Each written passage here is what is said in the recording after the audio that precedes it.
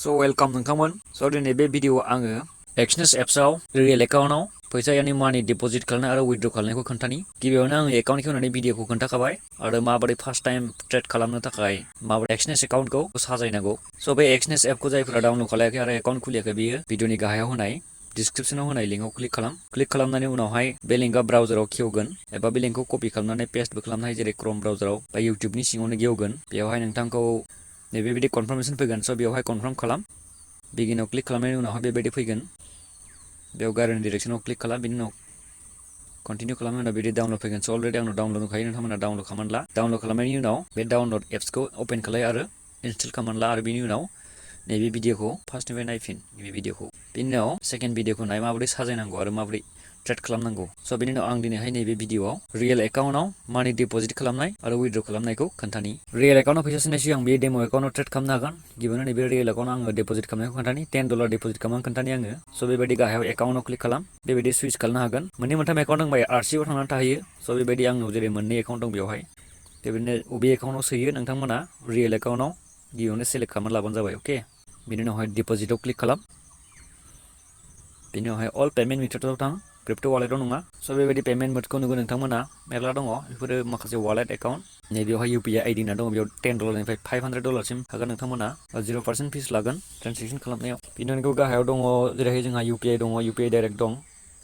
UPI डाइरेक्टआव नोंथांमोना direct गावनि UPI एपसिम सोनो हागोन। एकाउन्ट लायो एकाउन्ट मिनिमाम देखायो। आंना बे एकाउन्टआव $100निफ्राय देखायदों। नैबे इउपिआइआव डाइरेक्ट इउपिआइ एप्सआव गेवगोन बियो। स' बेयाव आं मोनसे ओरैनो देखायनि। नाथाय आं $10खौ बेयाव सोआ। $10 सोनो थाखाय जों इउपिआइ डाइरेक्टआव थांगोन।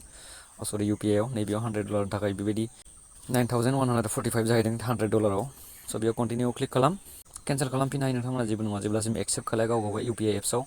जेरै गुगोल पे, फन पे नोंथांमोना बे अप्सनखौ नुगोन। नैबेबायदि पेटिएम दङ, गुगोल पे दं, फन पे दङ आरो बेयाव डाइरेक्ट इन्टार 12 डिजिट इउटिआर बेखौ सोनो हायो आरो बे क'डखौबो स्केन खालामना होनो हायो। स' जेरै पेटिएमआव क्लिक खालामबा डाइरेक्ट नोंथांमोननि पेटिएम एप्सआ गेवगोन आरो गुगोल पे खालायोबा फन पे खालायो बेबायदिनो डाइरेक्ट। नाथाय आं दायो नैबेयावहाय बे डिप'जिटआवनो थांफिन आरो आं $10खौ डिप'जिट खालामनो नैबे इउपिआइ आइडिजों थांगोन। बेयाव दङ नै लिमिट्सआ $10निफ्राय $500सिम दङ। बेयाव क्लिक खालामनायनि उनाव बेबायदि फैगोन। नाय नोंथांमोना बेवहाय 915 देखायदों $10नि थाखाय। बेवहाय जों इउपिआइ आइडियावनो थानांगोन। बेयाव 915 दङ देखायदों $10नि थाखाय। नुबाय जे $10.01। उनाव कन्टिनिउ क्लिक खालाम। कनफार्माव क्लिक खालाम। बेयाव कनभार्सन रेटखौ देखायदों। 1 USDआव बेसेबां इन्डियान रुपिस जायो आरो 1 इन्डियान रुपिसआव बेसेबां US डलार जायो बेखौ देखायदों। बिनि उनाव कनफार्माव क्लिक खालाम। बेबायदि दसे वेट खालाम। बिनि उनाव नोंथांमोना बेयो नैबे पेजआव एन्टार भार्चुएल पेमेन्ट एड्रेस अर इउपिआइ आइडि बेखौ सोनांसिगोन नोंथांमोना फन पे, भीम आइडि नोंथांमोननि इउपिआइ आइडिखौ नायनानै। जेरै आङो पेटिएमनि इउपिआइ आइडिखौ सोनि बेवहाय। सरि गुगोल पेनि इउपिआइ आइडिखौ सोनि। नोंथांमोना गावबा गाव जेरै फन पे, पेटिएम दङ बेबायदिनो थांनो इउपिआइ आइडिखौ। स' आं बेयाव गुगोल पेनिखौ देखायनि। गुगोल पेनि खनायाव प्रफाइलाव गोजौआव थां आगदाथिंजाय आरो बिनि उनावहाय बेयाव बेंक एकाउन्ट्सआव क्लिक खालाम। गोजौआव मुंनि गाहायाव देखायो इउपिआइ आइडिखौ आरो बेयाव UPI ID manage UPI Ides ओंखारगोन। बेयाव क्लिक खालामनायनि उनावहाय आंना बेवहाय दङ 2 to 3 इउपिआइ आइडिस एडेड होननानै देखायदों बे गुगोल पेनि प्रफाइलनि बे गाहायाव। नोंथांमोना बे थांनानै बे 3 डट्सआव क्लिक खालामनानै इउपिआइ आइडिखौ डाइरेक्ट कपि खालामनानै ला एबा लिरनानै ला। बिनि उनावहाय बेवहाय पेस्ट खालामनानै ला आरो बिनि उनावहाय कनफार्म पे 915 बेयाव क्लिक खालाम। क्ल'ज खालामनो नाङा। बेक बाटनखौ प्रेस खालामनो नाङा। मिनिमाइज खालाम। नोंथांमोना इउपिआइ आइडि कपि खालामनो थाखाय नैबे गेजेर बाटनाव थुना हो। बिनि उनाव पेआव थां। पेआव क्लिक खालामनायनि उनाव नोंथांमोननि गावबागाव फन पे इउपिआइ आइडि जि होदों बेयाव थांनानै बेयाव रिकुवेस्ट फैदों नै गोजौआव बेयाव क्लिक खालामनो हागोन। क्लिक खालामनानै एक्सेप्ट खालामनो हागोन पेमेन्टखौ।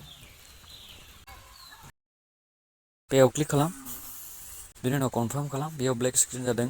स्क्रिन रेकर्डनि एलाउड खालामैखाय बेयाव ब्लेक स्क्रिन जादों आंनिया। नोंथांमोना बेयाव पेमेन्टखौ खालामबानो जाबाय। एक्सेप्ट खालामनायनि उनाव दि पेमेन्ट जाबाय। बिनि उनावहाय मिनिमाइज मेक्सिमाइज बाटनाव थांफिननानै नैबेयाव थुनानै बे एप्सआव थांफिन। बेखौ क्ल'ज खालामनाङा। बिनि उनावहाय नै दा $10 पेमेन्ट बेलेन्स चेन्ज नटिफिकेसन फैयो गोजौआव नायबानो जाबाय। बेलेन्स एस चेन्ज होनना देखायदों $10 $10.01 हाबबाय। अके, बेबायदि पेमेन्ट खालामनाया। डेम' दंखायो जोंना $10 जा जों बेजों ट्रेड खालामनो हासिगोन आरो बेखौ ट्रेड खालामनानै प्रफिट जायोबा मिनिमाम दङ जोंहा $15 $12 बेजों विथड्र खालामनो हासिगोन। स' दायो विथड्र खालामनायखौ आं देखायनि। विथड्र खालामनो थाखाय नोंथांमोना बे विथड्रआव क्लिक खालामबानो जाबाय। बिनि उनाव अल पेमेन्ट मेथड्सआव थां। अल पेमेन्ट मेथड्सआव थांनायनि उनाव बेवहायबो अनेक अपसन दं डिप'जिट खालामनाय बायदिनो विथड्रआवबो गोबां वालेट्स एप दं बेफोरो नाथाय दरकार गैया जोंनि थाखाय। जों मा लागोन दा अनलाइन बेंकआव लागोन। स' ओंखायनो नोंथाङा नैबे अनलाइन बेंकआव 15निफ्राय मिनिमाम नैबेयाव 15निफ्राय 2000 देखायनाय दङ। फिस लायो 0। बेयाव क्लिक खालामनायनि उनाव नोंथाङा बेबायदि नुगोन।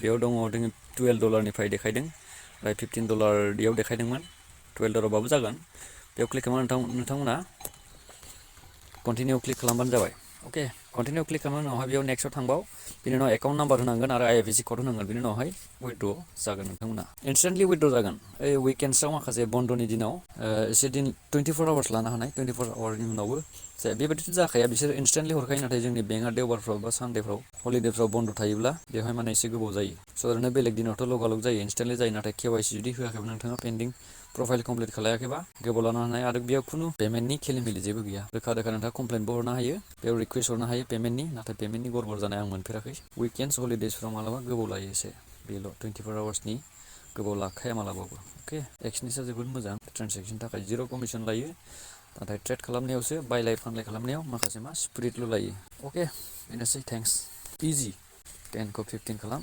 मिनिमाम डिप'जिट 10 दङ जोंनि UPI आइडिजों आरो अनलाइन बेंकजों ट्रेनजेक्सन डिप'जिट उइथड्र खालामनाया $15निफ्राय दङ मालाबा $12 बाबो हायो स' 10 खौ नोंथांमोना ट्रेड खालामदो ओमफ्राय 12 बा 15 जायोब्ला उइथड्र खालामनो हायो